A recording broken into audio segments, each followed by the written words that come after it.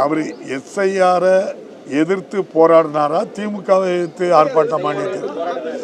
எஸ்ஐஆரை எதிர்த்து போராடினா நேரே டெல்லியில் இருக்குது உச்சநீதிமன்றம், தேர்தல் ஆணையம் டெல்லியில் இருக்குது.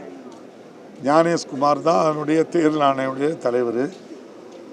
அவர்கிட்ட போய் மனு கொடுக்கணும்.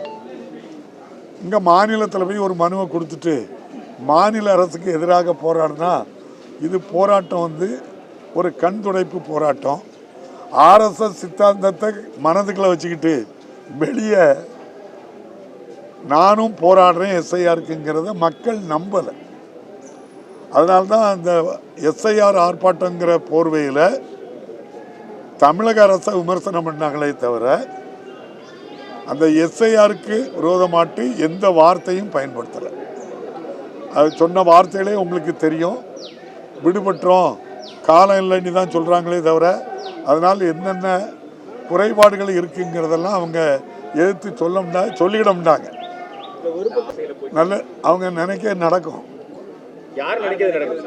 அவங்க ரெண்டு பேரும் நினைக்கிறது நடக்கும். நீங்க எந்த ரெண்டு பேரும் கேட்கலோ அந்த ரெண்டு பேரும்.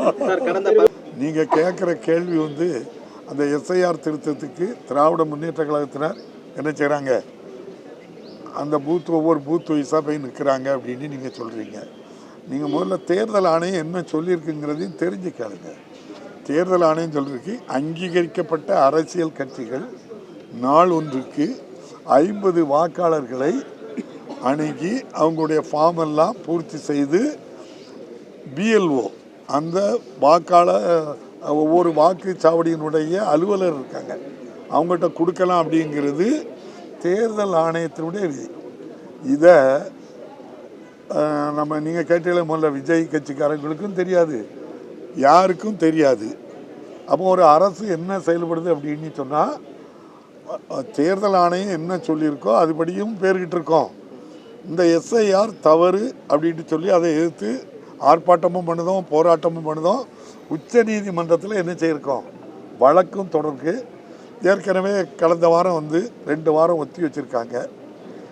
நீங்கள் அதை எதிர்க்கிறவங்க, நீங்கள் இப்போ சொன்னீங்களே ஆர்ப்பாட்டத்துக்கு விஜய் வந்தார்னே, உண்மையிலே எதிர்க்கிறதா இருந்தால் உச்ச நீதிமன்றத்தில் வழக்கு பதிவு பண்ணியிருக்கலாம் இதுக்குள்ள. அது அதனால தான் நான் என்ன சொல்கிறேன், போலியாக இருக்கிறாங்க, 2 பேரும் பேசி வச்சுக்கிட்டு செய்கிறாங்க. ஆர்எஸ்எஸ் சித்தாந்தத்தில் ஒன்றுபட்டுக்கிட்டு தாங்க 2 பேருங்க. நீங்கள் இப்போ ஒரு 37,000 கோடி ரூபா பாக்கி இருக்குது. தமிழ்நாட்டை சேர்ந்தவங்க தான், நிர்மலா அம்மா தான் நிதி அமைச்சர். அந்த பணம் வரல. சமக்கர சிக்ஷா அபியானுக்கு 2,152 கோடி ரூபா தரல. நிதி நெருக்கடியை கொடுக்குறாங்க ஒன்றிய அரசு. அவங்களே நிதி நெருக்கடியை கொடுத்து ஏதேனும் நலத்திட்டங்கள் அல்லது இந்த ஓய்வூதியங்கள்லாம் நடக்கக்கூடாது, இவங்க எதுவும் செய்திடக்கூடாதுன்னே நெருக்கடி பண்ணிக்கிட்டு இருக்காங்க. நீங்கள் அதையும் வாங்கிட்டாங்க.